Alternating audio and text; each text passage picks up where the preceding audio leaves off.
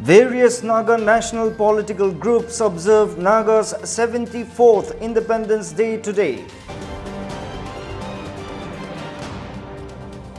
Cutting across borders and regions, the 74th Naga Independence Day is celebrated under the shadow of the COVID-19 pandemic.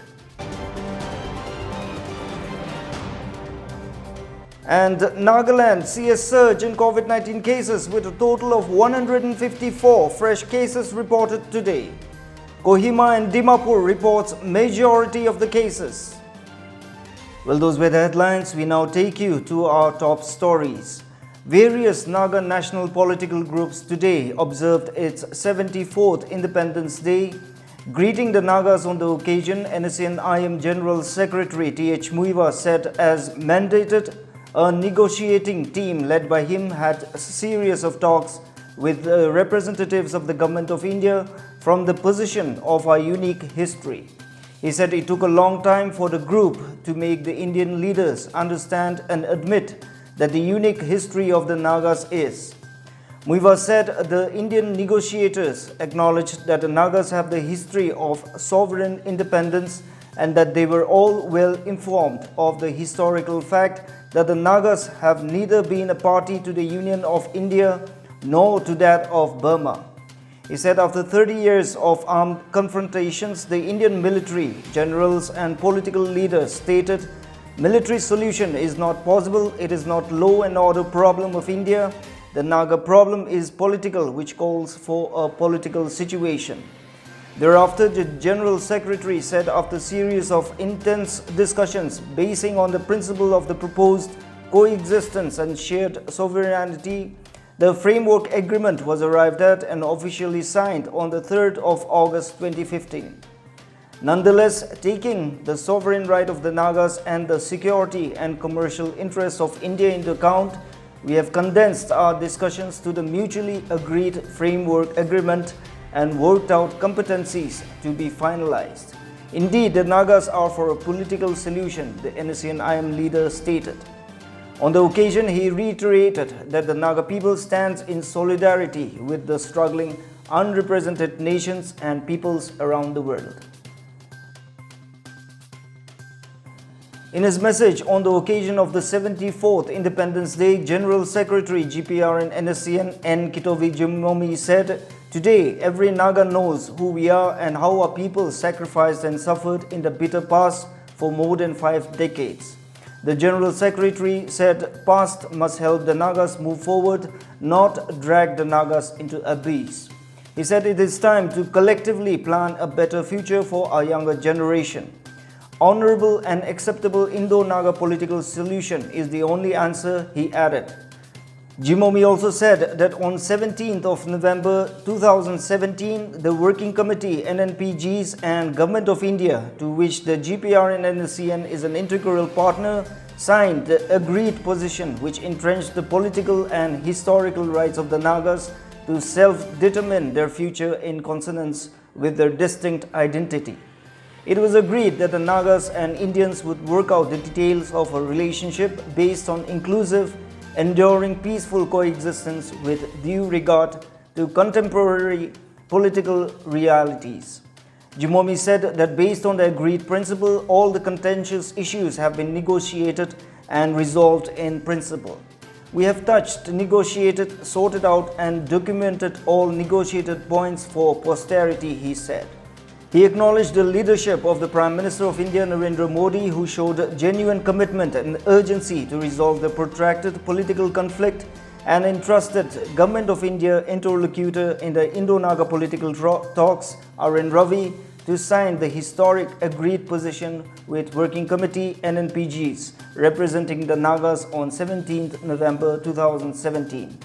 After more than 50 rounds in 3 years, negotiations have concluded with unresolved matters to be pursued and settled through democratic political process, he said. Jimomi said with this clear positive direction taking place, the Naga people look forward to entering a new era of enduring peaceful coexistence. Nagas cutting across borders and regions today observed the Naga Independence Day. The Naga Students Federation and the Old Nagaland College Students' Union took the lead in celebrating the day by hoisting the Naga National flag at its office in Kohima. In a statement issued today, the NSF extended its warmest Independence Day greetings to all the Naga people living in different parts of the world. The statement said that as Nagaland celebrates its 74th year of its length and breadth, free from any occupational and imperialistic forces, the Federation joins the Naga people in taking the legacy forward. Today's celebration is in furtherance of the Naga people's legitimate rights based on historical facts, the statement said. It also stated that on this auspicious day, the NSF hereby reiterate its earlier appeal to the Naga people, that is to love one another unconditionally, accept each other's weaknesses, respect each other's differences, and together with Christ, strive towards our ultimate goal. The day was observed in the US by the members of the Global Naga Forum in Virginia State, USA as well. Reports of the celebrations were also received from Naga inhabited areas of Manipur State. Chandel, Maram, Oinam, Senapati, Ukhrul and Tamenglong were among the places where the day was observed. The COVID-19 pandemic affected the celebrations in many places. However, in some places like Pek, there were reports of minor obstruction from agencies opposed to hoisting of the Naga National flag, while in some places the flag-raising moment was done under the watchful eyes of the security forces. In Mokokchung, the Ao Students' Conference hoisted the Naga National flag at its office.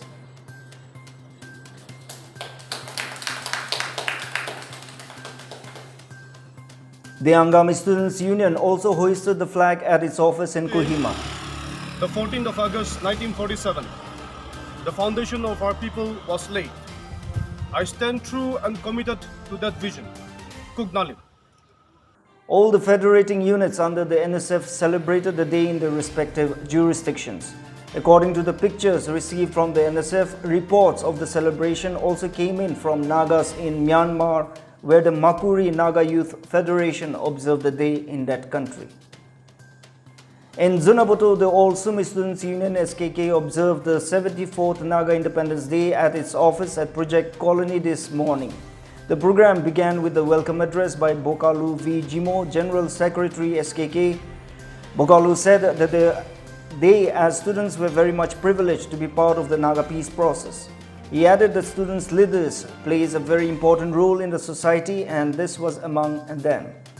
The Sumi Totimi Hoho's President Keholi Asumi and General Secretary Viholi Jimomi also graced the program, with Viholi Jimomi pronouncing the invocation.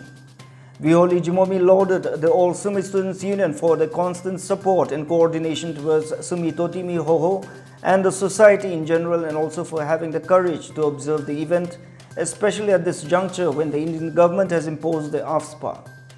She added that this event was being observed to mark the historic event for Nagas. She also remembered the pioneers of Naga freedom struggle who were slain for the cause of the Nagas. The program was attended by Sumi Totimi Hoho, Zunaboto Range Students Union. The program concluded with the hoisting of the Naga flag at SKK office. SKK Cultural Secretary Inakali Chopi chaired the program. On to COVID-19 update from the state now, and Nagaland saw a surge in COVID-19 cases with a total of 154 fresh cases reported today. Kohima and Dimapur saw a spike in the number of cases, reporting majority of the cases today. Informing this in a tweet this afternoon, State's Health and Family Welfare Minister Espangi Pom said 154 new positive cases of COVID-19 have been detected out of 831 samples tested. 84 were reported in Kohima, 58 in Dimapur, 10 in Zunaboto, 1 each in Mon and Woka. The minister added that necessary contact tracing have been activated.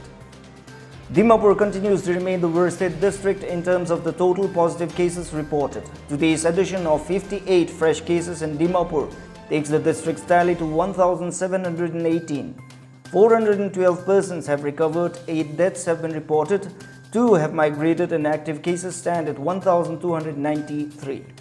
Among the active cases, 2 patients are moderate and 1 mild in terms of the severity of the case.